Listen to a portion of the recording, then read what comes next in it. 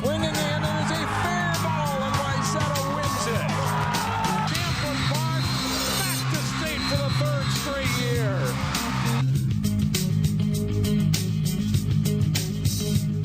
Hello and welcome to Sports Jam. I'm John Jacobson. And I'm Jay Wilcox. After a long wait, most spring sports are in full swing now. And this week on the show, plenty of lacrosse, baseball, softball, and tennis highlights. And we'll hear from one of the top local baseball teams after their close win. And a look back at a college golf star when she was in her high school days playing for Wayzata. And we'll get started with the highlight of the early season in track and field. Because of the late start to the season, rules for qualifying for the Hamlin Elite Meet were relaxed this year. The state's best, regardless of class, meeting up.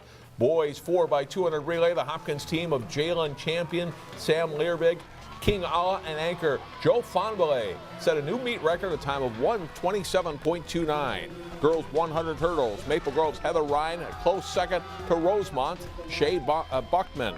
Girls 4x800, Minnetonka takes first, Wayzata's Caroline Sassen anchoring Wayzata to second place. Boys long jump, Wayzata sophomore Dante White takes second place with a best jump of 21 feet 9.5 inches. Boys 200-meter dash, Fonbele rumbles to gold again. Maple Grove's Evan Hull finishes fifth. Boys 300 hurdles, a great race for Osseo's Tyler Seelock. He beats the reigning state champion among others and takes first with a time of 38.42 seconds. Heritage Christian Academy is off to a strong start. The Eagles should contend for the MCAA conference title this spring, and they hosted Maranatha on Friday. Bottom of the first inning, Heritage catcher Taylor Broderson singles past third base and into left field. TJ Guggenberger scores. They'd score 4 runs in the inning. Heritage senior Seth Halverson was dominant on the mound, striking out 7 of the Mustangs' first 8 batters. Eagles scored a handful of runs on wild pitches, including Johnny Flynn scoring here in the third. Caden Richards at the plate, laces a hit into left field. Zach Richards scores. Heritage scores 15 runs in the third inning. They go on to blank Maranatha 20-0 in 5. The Eagles have won 4 straight games. Maple Grove and Champlin Park have had some good battles in baseball, and they met in the consolation bracket in last year's state Class 4A tournament. The Rebels hosting the Crimson in this one on a windy day. Maple Grove strikes first as Jerry Gooley, the pitcher, comes through with the bat, driving it to deep right center field. Nate Ross scores on a double for Gooley. The Crimson lead 1-0 in the top of the first. Champlin Park pitcher Max Loven comes back with a similar drive, bouncing it to the fence in the bottom half of the inning. Cal Hansen scores, and it's 1-1 early on. Maple Grove takes advantage of shaky defense by the Rebels. Nathan Martinson singles to left to score Dylan Peck, who had reached on an error. They add another to lead 3-1 in the fourth. In the fifth, the Rebels commit a couple more costly errors, and Maple Grove scores 3 runs. Frank Volkers drops a double into the wind to score 2. The Crimson leads 6-1. But after Gooley comes out of the game as a pitcher, Champlin Park gets 6 runs in the bottom of the 6th, capped by a 3-run homer from Loven. The Rebels go in front 7-6 through 6 innings. Maple Grove, though, comes right back. After a pair of hits, Hayden Thomsen, a gapper to right to score both runners in the top of the 7th. Maple Grove takes this one 8-7. We'll hear from the Crimson later in the show. The Armstrong baseball team fell to Hopkins in their opener. The Falcons fared much better in their home opener. They hosted Irondale at their renovated field. In the top of the second, a diving stop by Armstrong's Eric Goldman, and he throws from his knees to get the runner at first on a nice play. Bottom of the fifth, Armstrong's Alex Proctor drives a fly ball to the fence, and it'll score Bjorn Jensen for a 2-0 Armstrong lead. On to the bottom of the 6th inning with 2 outs. Armstrong goes back-to-back with run-scoring hits. Tyler Shell's single brings Jordan Page in. Then A.J. Sternix will drive one to the left field fence. Ulysses Ponce can really run, and he'll come around from first to score, giving the Falcons a 4-0 lead. And Jensen will golf the low pitch over the infield for a hit to score Sternix. Armstrong goes on to win this game 5-0. Hopkins baseball has a new turf field, which will be used in the Section 6 4A playoffs. It's coming in handy for getting the season started, too. The Royals hosted Cooper in non-conference play. Bottom of the first, Hopkins leadoff hitter Kyle Chiraboga ripping a shot to the gap. He'll get all the way to third here on a triple. Tommy Auth then with a base hit to score courtesy runner Hunter Beaudry, and it's 1-0 Royals. Bottom of the third inning, Bobby Wilson strokes a hit up the middle. The plate Wyatt Nelson for a 4-0 Hopkins lead. Cooper rallies in the fifth. Pedro Ortega laces a 2-out hit to score Josh Gabrick and Tyrese Allen. The lead is cut to 5-4. Bottom of the fifth, Wilson's fly ball to the right field corner drops and gets away from the Cooper defense, allowing Nelson to score. The Royals are up 6-4, and that starts a big inning. Auth's 2-out bases loaded hit scores a couple of more runs. The 5-run inning for the Royals. They go on to beat Cooper. 10-5 is the final. Brooklyn Park's Edinburgh USA Golf Course just opened in time for one of the premier boys early season tournaments. Chaska takes the top spot at the preview event, shooting a 2-day total of 600 to edge Minnetonka by 4 strokes. St. Thomas Academy is third, followed by Waconia and Stillwater. The lone local entrant, defending state class 3A champion WayZata, placed 11th. The Trojans' Tristan Nelko does take medalist honors, shooting a second day 68 to finish at 144. So congratulations to Tristan Nelko, Jay. Yeah, definitely some good competition to beat out. It's kind of better late than never for the teams now getting on the courses. Not been a great start, but now that's all past, they're hoping. Straight ahead on Sports Jam, softball highlights plus boys tennis and lacrosse. Stay with us. Welcome back to Sports Jam, and time to talk softball. Weather sure turned in a hurry where teams will finally be able to get outside to practice and play games last week. Champlin Park and Osseo each played their first outdoor game of the season at Osseo. Bottom of the first inning, the Orioles' Kendall Podratz gets a good swing on this ball and sends it to the fence in center field. Caitlin Schulte comes in to score, and it's 1-0 Osseo, 3 batters into the inning. Later in the first, Cyree Trice hits a fly ball to right field. Lucy Martini makes a catch, but it's hit deep enough to get Podratz in from third, and Osseo is up 3-0 after 1. Trailing 3-1 in the third inning, the Rebels' Grace Warwa comes through. She drives the ball over the fence in left field for a 2-run homer. The Rebels tie at 3-3 on the home run by Warwa. In the fifth inning, still tied at 3, bases loaded now for Champlin Park. Piper Otto hits one deep to left, and this one is gone. It's a grand slam for Otto to put Champlin Park ahead 7-3, and they're not done yet. Next batter, Abby Gilk gets a hold of one, sends it over the fence for a solo home run, and the Rebels are ahead 8-3. Which Brian Woodley likes that, and on the very next pitch, it's Warwa again, cracking her second home run of the game. 3 home runs in a row for Champlin Park makes it 9-3. Rebels go on to defeat Osseo 14-3. The Maple Grove softball team is coming off the program's 5th state tournament appearance in the past 6 years. The Crimson took on another strong team from the Northwest Suburban Conference in this one. Maple Grove Dome still up, but the Crimson varsity game field ready for play against Centennial. Crimson pitcher Ava Dueck keeps the Cougars bat silent early. She gets a strikeout on Maddie Fiddler, and the game is scoreless through 3.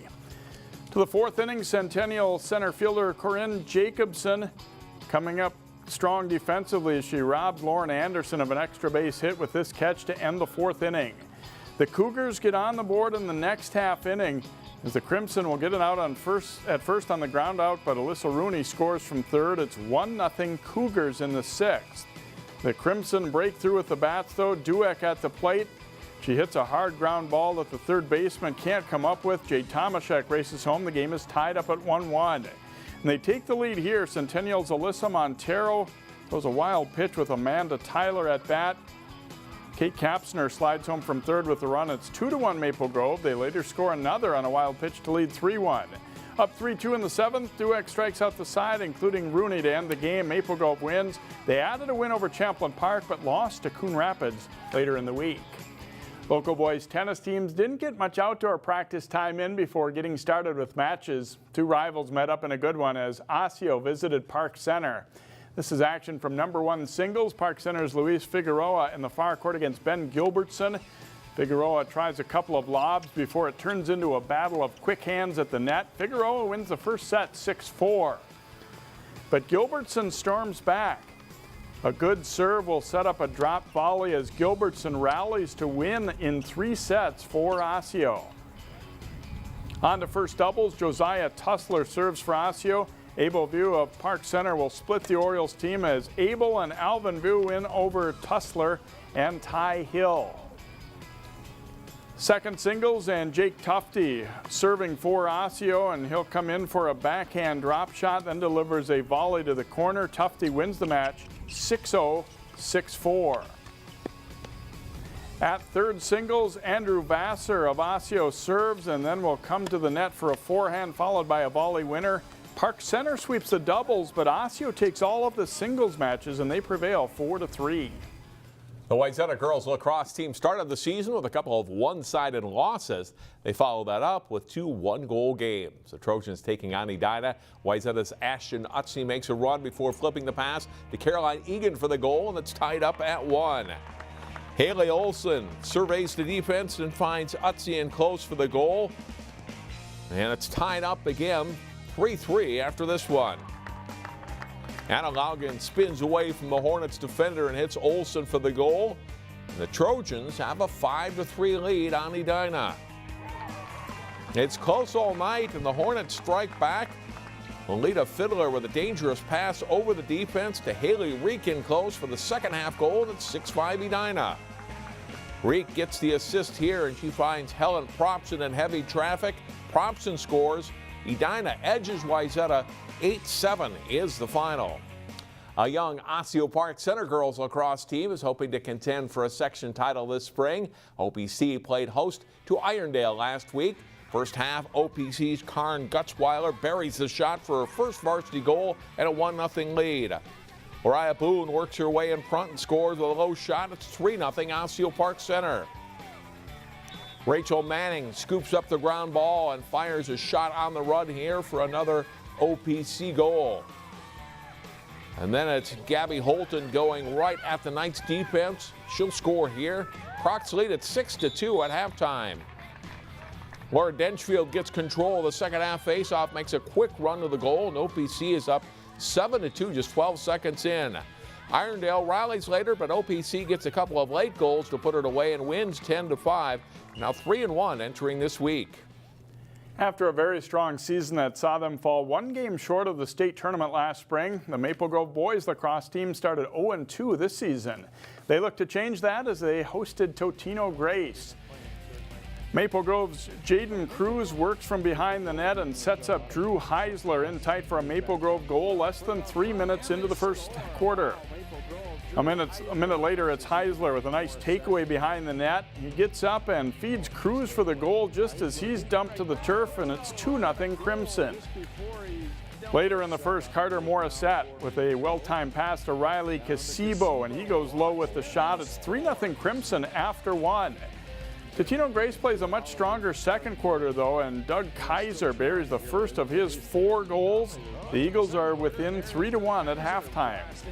After Grace cuts it to 3-2, Maple Grove pulls away. Cruz to Casibo, and he scores to make it 4-2.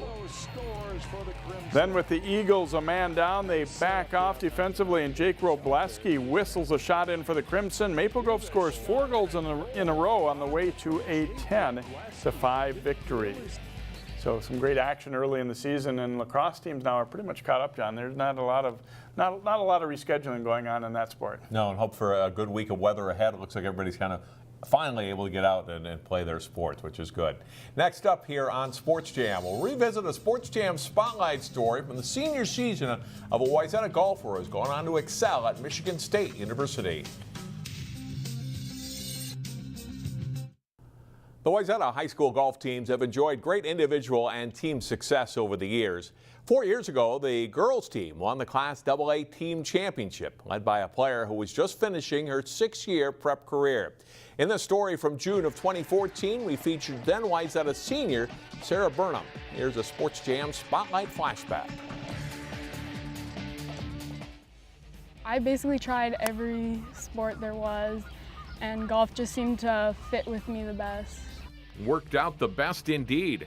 Sarah Burnham is the defending high school state champion in Class 3A.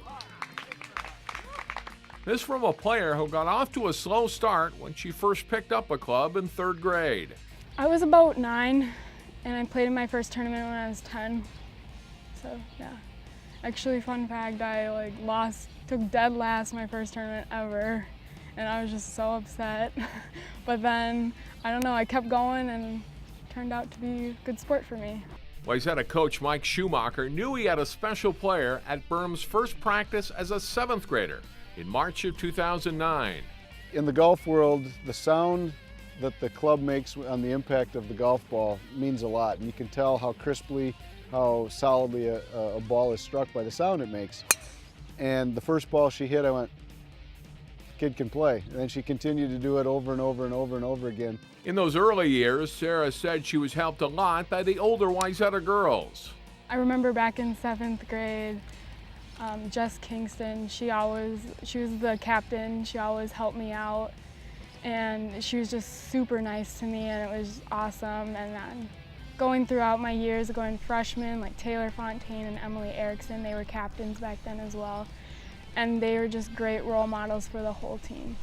As good as she is individually, Sarah believes in golf as a team sport at Wayzata.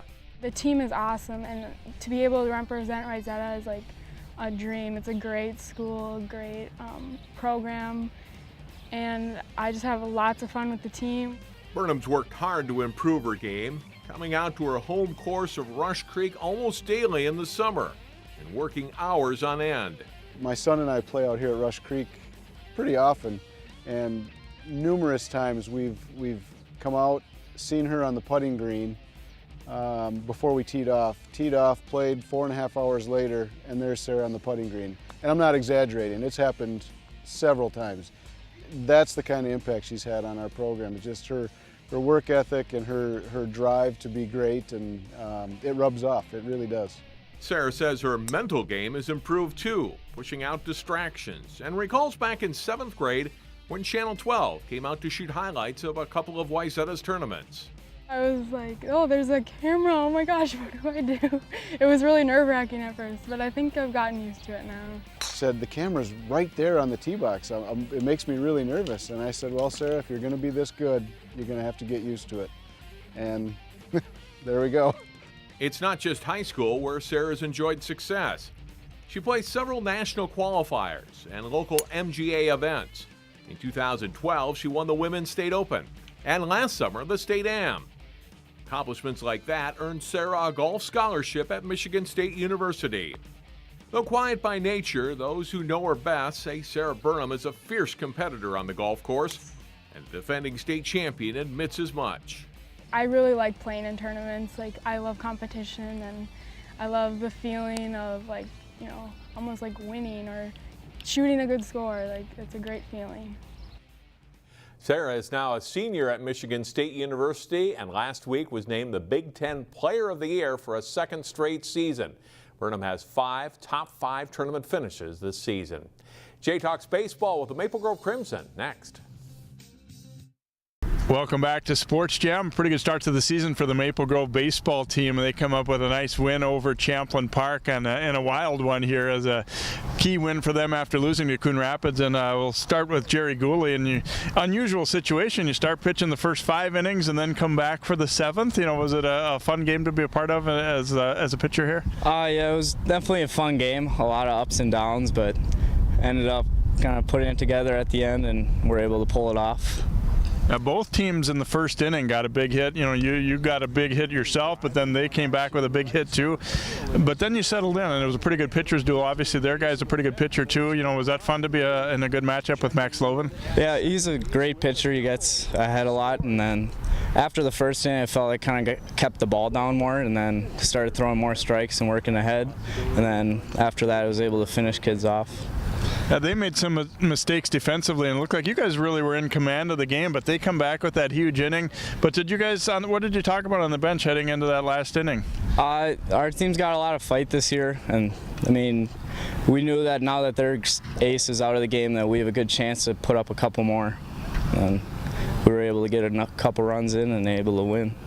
Obviously, it's been a weird start to the season weather-wise for all the teams around. And how good does it feel just to be able to be out here now finally after all that dome time and gym time and everything? It's great because we were able to go down to Florida probably about a month ago. Then we come back and we're in the gym for about 3 weeks, and we're able to get 3 games in this week and hopefully keep getting the rest in.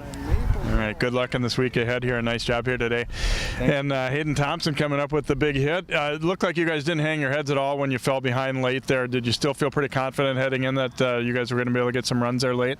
Yeah, like Jerry said, their ace was out, so we knew that we could get some runs on the board. We got a lot of guys that are putting the bat on the ball, so just get guys on base and knock them in. You guys have a fairly experienced lineup. You're in the state tournament a year ago and everything. How confident is this group that you can be a good team this spring?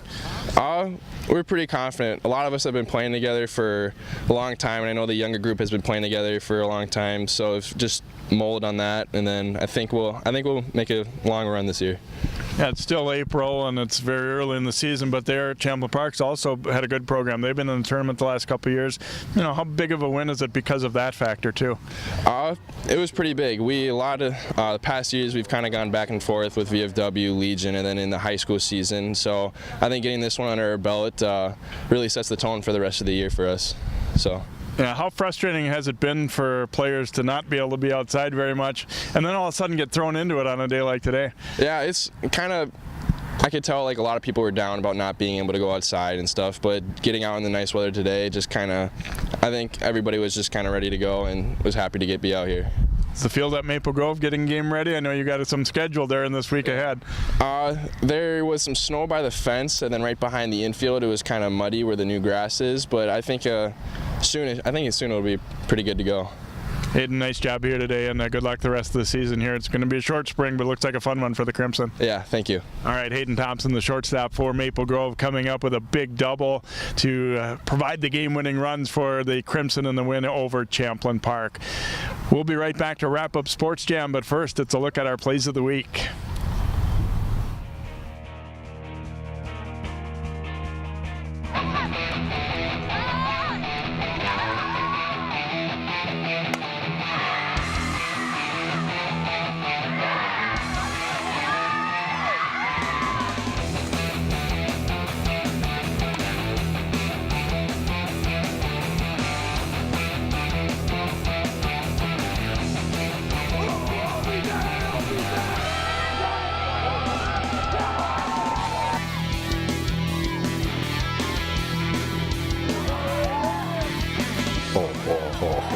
Nice pass out front, and burying it is Kaiser.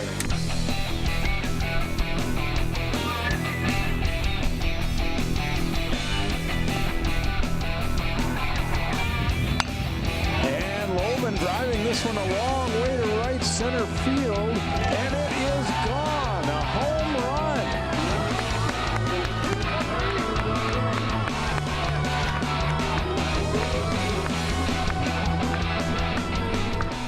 Kids, get your bikes ready for the annual Bike Rodeo on Thursday, May 3rd at the Crystal Community Center. Find out more at ccxmedia.org under Cities and in the Community. Our games of the week are 2 Northwest Suburban Conference softball battles. Tuesday, Maple Grove hosts Elk River. See that game live on our website, ccxmedia.org, and catch the replay on TV Wednesday night at 7 o'clock. Thursday, you can watch Champlin Park Tutino Greats live on the web and watch the replay of that one Friday night at 7. And that will do it for this week's show. Thanks for watching. We'll see you next week here on Sports Jam.